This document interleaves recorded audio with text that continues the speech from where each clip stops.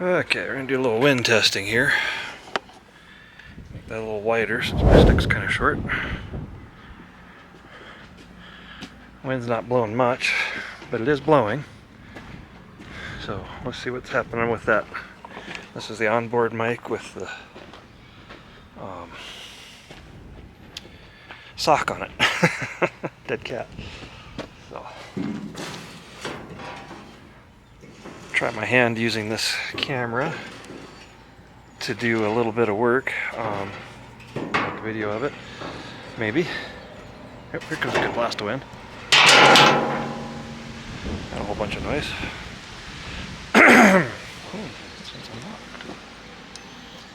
Here comes the big noise. Oh, there it is.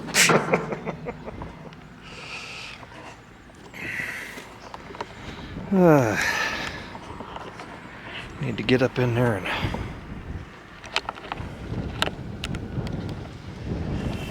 move things around. Let's see if I can find a place where you can watch. The camera won't fall down because of the wind blow.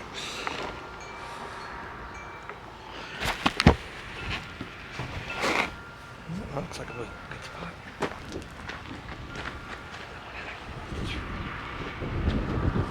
Oh, the tires.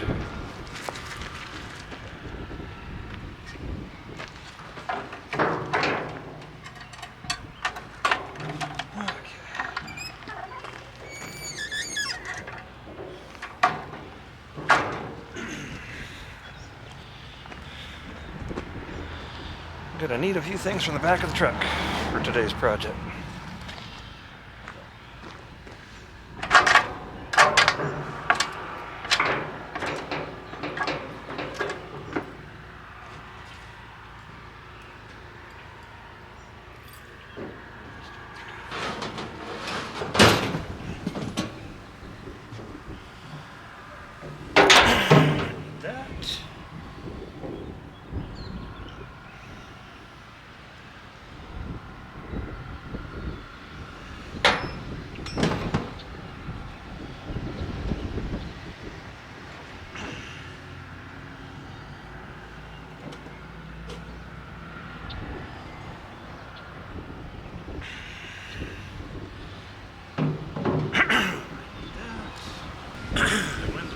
Pretty good. I don't know if you can hear me rustling around up here.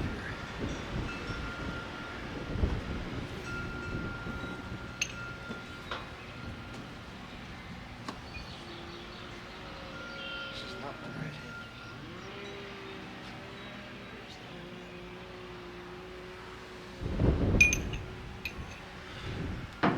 These will work.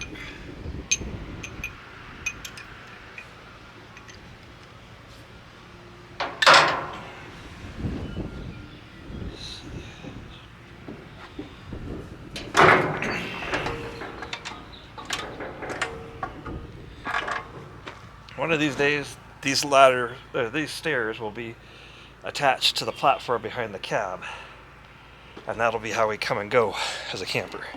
In the meantime, it just makes this easier.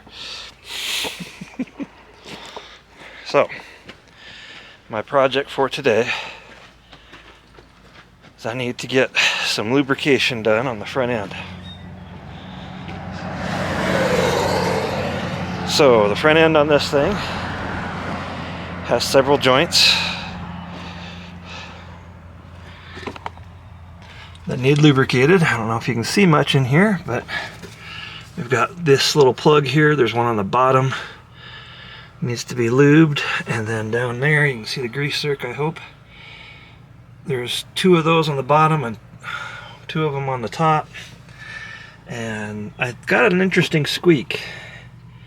And I had a theory that if I jacked up the center of the vehicle, down underneath the differential there, as high as the vehicle or the jack would let me lift it, I don't really need to get the tires off the ground. I just want to change their angle and then re-grease it. The grease would travel through a different path in those bearings, and without a load on there, it might spread out more, and maybe I get a little better grease job on those A-arm adjustment points. And the other theory I had was getting a appropriate sized piece of pipe and reducer or whatever, and putting a zerk on it so I could grease these things and then unscrew my grease zerk and put this plug back in, because that would allow me to force a little more grease into my ball joints. I just think that would be a good plan. You know, feel free to tell me differently. Hopefully I'm not setting myself up for disaster. Yeah, ooh, got a broken boot there. Better make sure I grease the shit out of that. I wonder how much ball joints cost. Or not ball joints, tie rod joints, or connecting rod joints, however you want to call them. Never get that name in convention very good. But anyway, that is the mission today. If you want to see how it comes out, I guess we'll go from there. Okay. Try to level this up a little bit here.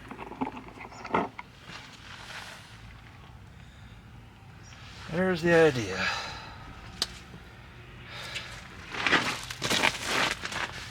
Skid plate across here. And I think I need to go a little bit back.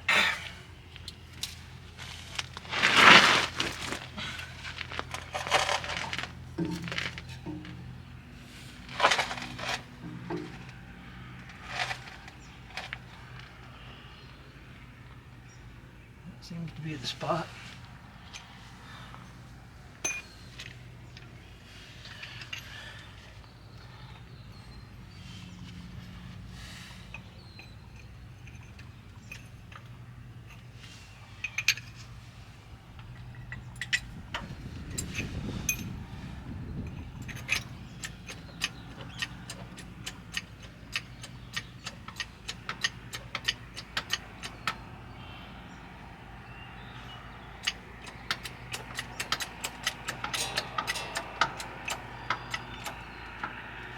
Okay.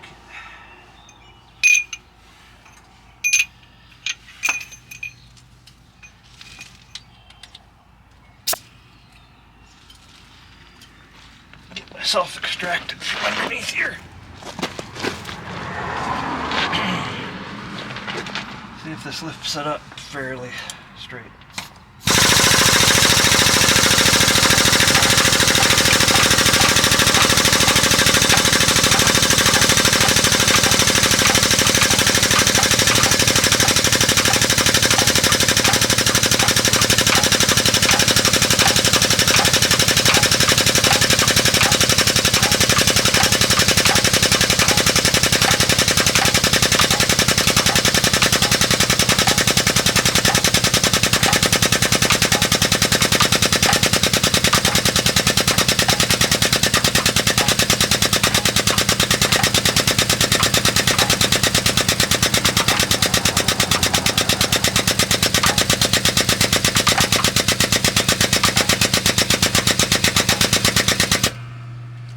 I do believe that's enough.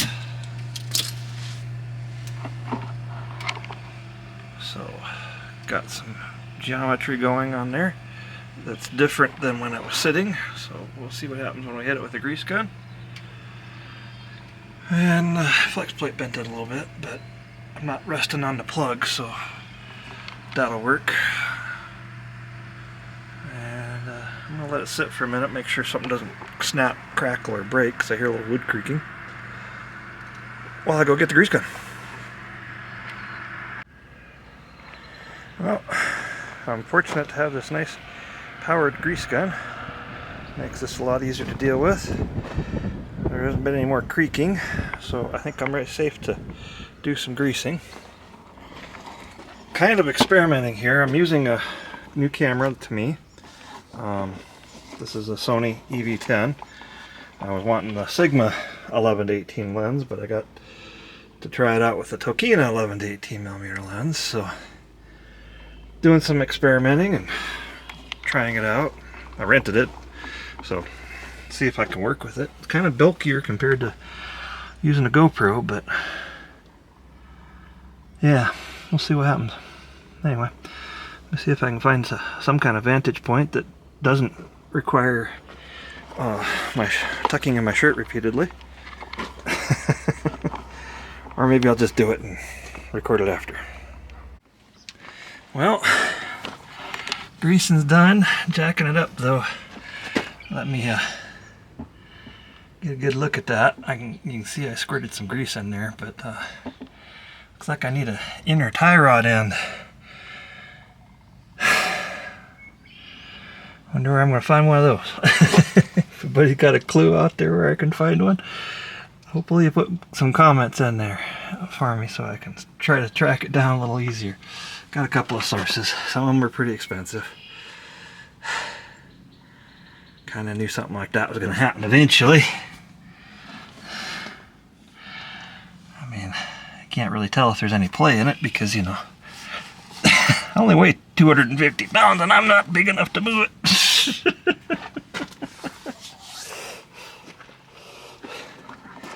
But anyway, I greased those joints. You can see a little bit of fresh grease squirting out the end. And now I'll work on the other project. Well, I think I'm gonna stop and put this video together and post it and see what it's like to edit it out anyway. It's kind of jumping the queue. So I have a number of videos out there that, well, videos on my computer that I've been editing. Just haven't been getting a whole lot of time. That's part of taking this week off to take a little time. Oof. Well, greased up the joints. Looks like I'm gonna have to track down a tie rod end, inner. Hopefully that won't be a showstopper. Gonna put this video together and edit it and release it out of sequence with what I've got, but I got some things going and trying to. I really want to see what this camera and lens combo is like, because this is a rental. I got a Sony ZV-E10 and a Tokina 11-18. I was hoping for the Sigma 11-18, but they didn't have it when it came time to put my order together. Tore my thumbnail. Anyway. Yeah, like I said, we're trying things out, trying to do some more stuff, trying to get some more content out there for you. Hopefully this video is educational if it wasn't entertaining, and entertaining if it wasn't educational. Please like, subscribe, share, help us get our numbers pumped up. You know, I really want to spend more time working on my trucks, building out my RV shell on there, and I've got some other projects that would tie in with that are going to be pretty exciting and interesting too, and I just need to have the ability to make the time to do them, and that means having the resources to make the time to do them. So that means you guys got to help me out by liking, subscribing, and sharing with as many people as you possibly can so I can get my content improved. Stop picking up my fingernails. Anyway, yeah, we got a big road trip coming up this weekend, or next week. I bought some stuff at an auction, and I got to go down and pick it up. Auction was online. I think I'll avoid these in the future because I spent 50% of what I paid for what I actually bought. I spent 50% more on top of that by the time I got done with lot fees and convenience charges and auction fees and then sales tax, and it's like, wow. I guess I'll stick with Gov Planet, even though this is just one of their sister auction sites. So I don't know, if I'd have spent a little more money, I guess the $100 lot fee wouldn't have been such a big deal. But you know, you spend $250, $350 buying a few small items. Well, one of them isn't very small, but I can't believe I got it for the price that I did, and I hope the heck it's not going to be a big millstone on my neck. I got to go down and get it now, and I have to take Shrek to do it because I need that kind of truck to be able to hook onto that. Anyway, that'll be interesting. It might make for some interesting other projects going forward because it gives me another ability with the big truck, something else I can do with it. and maybe I can finally track down some additional equipment that I want. Who knows? We'll see. In the meantime, like I said, I'm going to try to get this video out today, and this is Saturday, Memorial Day weekend, and I rented a bunch of equipment, obviously the Sony here and the Tokina lens. I got a Sigma 60 to 600 millimeter lens, and I know where there's a eagle's nest at and a couple other interesting things that might be worth the telephoto action. I've always wanted to play with a long telephoto lens, and I got a couple of sample pictures. Maybe I'll put them on the bottom of the video of the range of the lens, but we'll play with that and see what we get out of that for content. And then I've also got rented a Pentax monochrome body and another lens that I would really like that Sigma has. It's also 11 to 18, or yeah, Sigma makes it for Pentax. It's also 11 to 18 millimeters, so that kind of will fit well with my current lens selection of 28 to 135 and 75 to 300 that I have, that are, you know, autofocus lenses. I have my old Pentax K-mount lenses from my old 35 millimeter set that some of them work, some of them don't, and I think I could get them all to work if I wanted to fight with them, but my eyes aren't as good as they used to be, and focusing is an issue. And that's kind of the main reason I'm looking at this Sony camera, is that, you know, I can see right now I'm looking at the screen that it's tracking on my eyes and keeping me in focus and doing the portrait mode. So we'll see what it's doing to the background. It'll be interesting to see when it's on a bigger screen. If I do this number, guys, progressive glasses, I'm trying to see up close. Sorry, I'm not trying to, you know, give you a nose hair count or anything like that. That's not what's going on here. Anyway, that all being said, and said too much, I will end this video and post it, and we'll go from there. And if you guys got any suggestions on places where I get a tie rod in at, I'd really appreciate it. And the greasing the vehicle in the air and then lowering it back down, I think that made a difference on those joints that I was greasing on the frame. There's a lot of air that came out this time that, you know, I've greased those joints fairly regularly. So there's some passages that now have grease in them, I think, that haven't had grease in them for many years. So I might have to remember to do that and figure out a way to do it with the rear tires too. So anyway, we'll talk to you later. Thanks. Bye.